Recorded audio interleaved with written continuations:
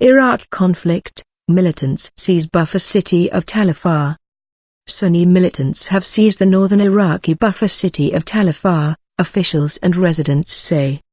Militants led by ISIS, the Islamic State in Iraq and the Levant, captured key cities including Mosul and Tikrit last week, but some towns were retaken. Fighting in Afar began on Sunday, with mortar shelling of some districts as militants tried to enter the city.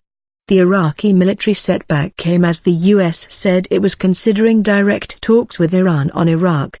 U.S. President Barack Obama is weighing up options on action to take in Iraq.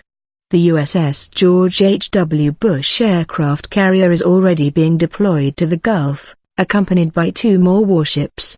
But Washington says no U.S. troops will be deployed on the ground. Iranian President Hassan Rouhani has said he will consider cooperation if the U.S. takes action in Iraq.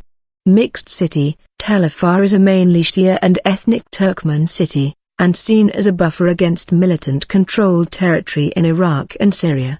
A Afar resident reached by phone has told the Associated Press news agency that militants in pickup trucks mounted with machine guns and flying black jihadi banners were roaming the streets as gunfire rang out.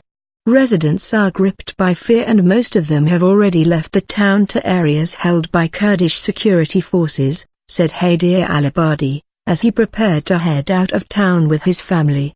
The Iraqi government claims to have regained the initiative against an offensive by Sunni rebels.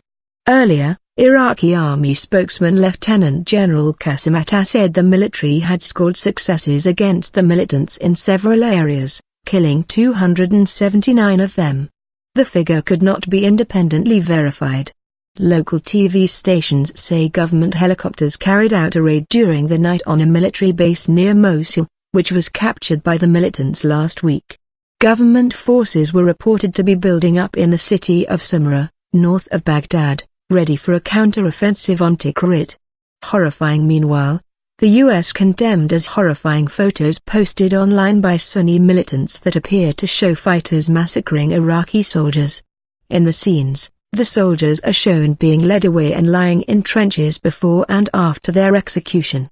The Iraqi military said the pictures were real, but their authenticity has not been independently confirmed.